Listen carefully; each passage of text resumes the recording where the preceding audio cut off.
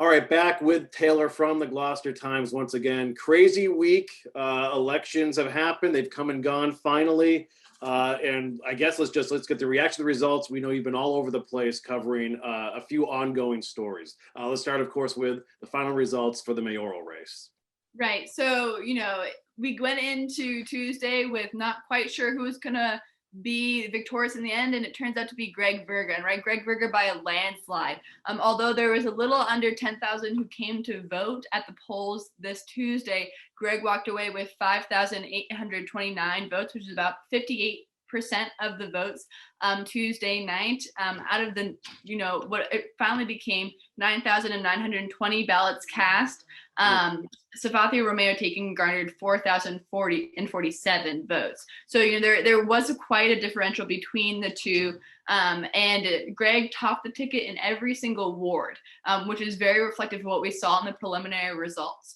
And so looking at those and trying to understand kind of what does that represent, what's the narrative that tells, those numbers tell within the city. I mean, one, it shows low turnout, but also it shows that Greg's kind of supporters really came out and showed up on election day and really kind of spoke their mind. And what that looks like now is saying, his mantra was reset, and now we're ready to see what that looks like, how that manifests itself, come January 1st when he gets inaugurated. Looking at the prior to Tuesday, it was kind of up in the air of who might top the ticket, because again, we saw Greg top primaries, but then, Safathia really pulled ahead in the debates. And, as the incumbent, as a person who has been through a lot and seen and had to navigate a lot with the state, we were expecting it for it to be pretty head to head right up to the last minute.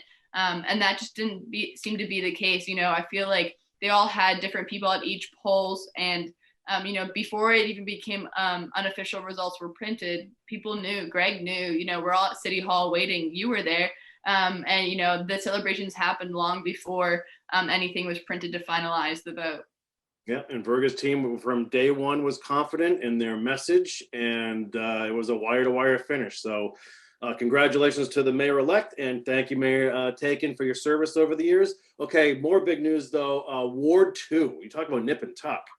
Right. I mean, so the mayoral race was crazy, and it came out with a new mayor-elect. But Ward 2, right? Tracy O'Neill topped the ticket with 3 votes against incumbent Barry Pett. And that's crazy to think about because, right, Barry has been the voice and the name of Ward 2 for so long. I feel like it seemed that he was going to be a shoe. And I even said it on air with you guys that night. I felt like, he had so much knowledge for Ward 2 that it seemed like that was just going to be the way it was. But when the results rolled in, Tracy O'Neill came in with 640 votes to top the ticket. And of course, Barry Pett, through just kind of understanding the process, we're going to have to do a recount because it's only 3 votes. And that makes a lot of sense, right? It's such a close race. He said, to respect his supporters and the overall community in Ward 2, especially because the precincts were split. One precinct had supporting of Tracy, one had Barry. And so going forward, we'll have a couple of weeks to kind of see what this looks like and how much this recount will cost the city. But at the end of the day, I think it's really important to note that the two have been really supportive of each other through this process.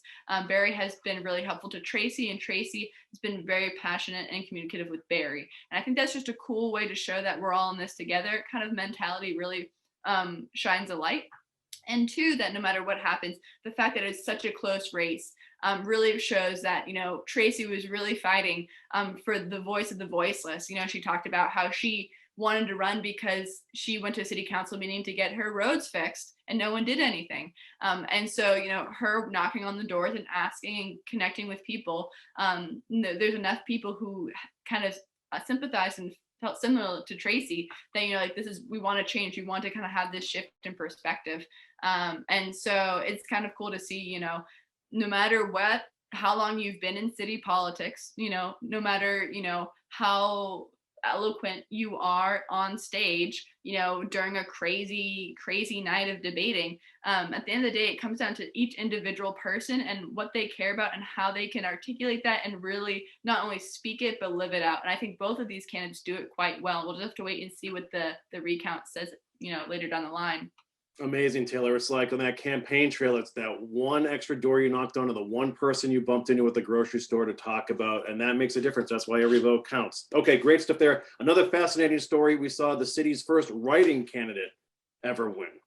Yeah, so that was a crazy one. So Frank Margetta won Ward 3 write-in, first write-in candidate for Ward 3 to top the ticket, right? He even beat Adam Orlando, who announced earlier this month in October that he was going to withdraw from the race. So that might have affected how many votes he got. But at the end of the day, right, Frank beat out both Adam and Bob Wynot, who's a longtime, former city councilor. And so, to top the ticket, with what he says was a 15-day campaign, right? Adam announced he was withdrawing. Frank jumped in. 15 days later, Frank is now representing his ward. And it's so exciting. He's really passionate and very excited for the job.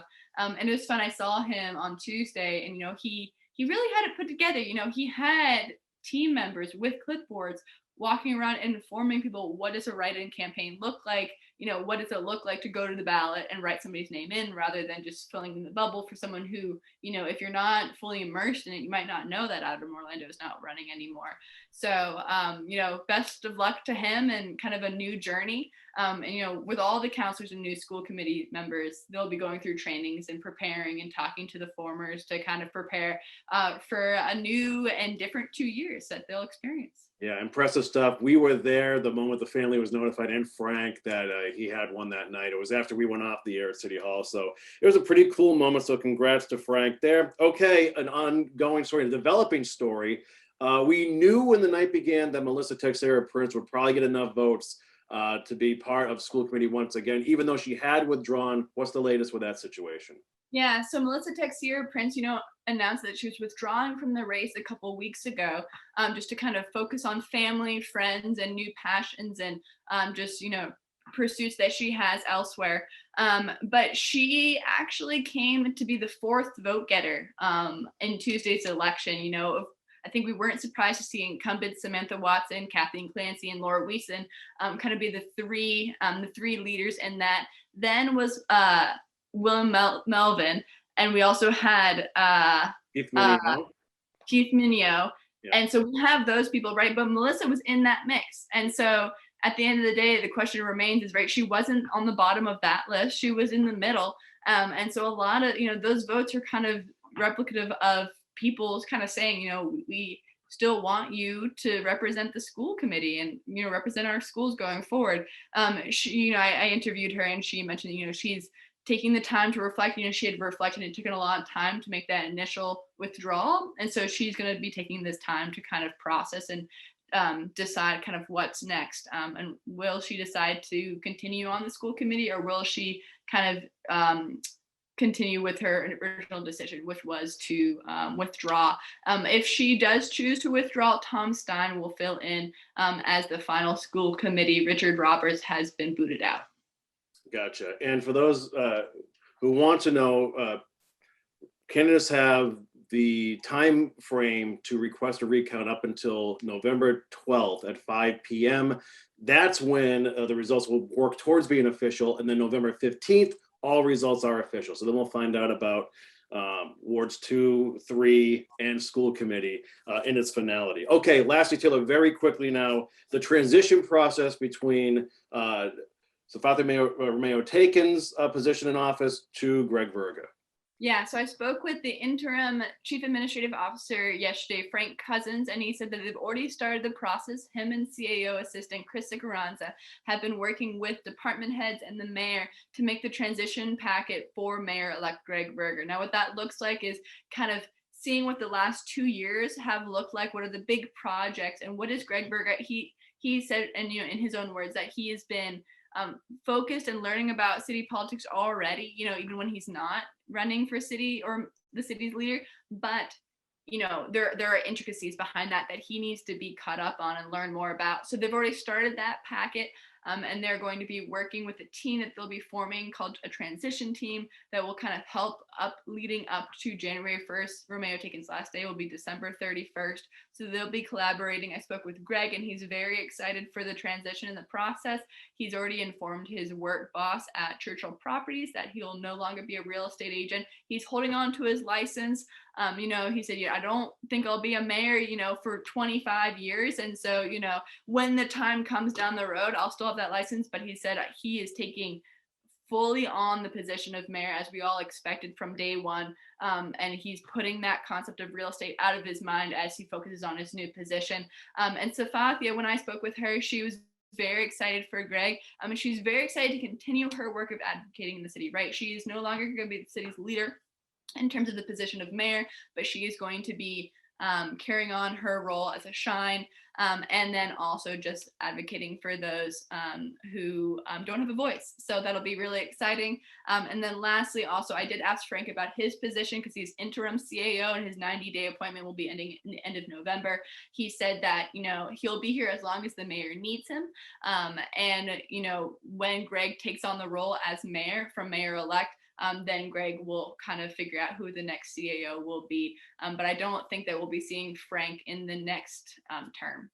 Gotcha. All right. Great work as always, Taylor. I know there's a big week, big season, campaign season all around. And thanks for helping us with the broadcast of 1623 the other night too. Get some rest and we will catch you 1 week from today. Bye guys. See ya.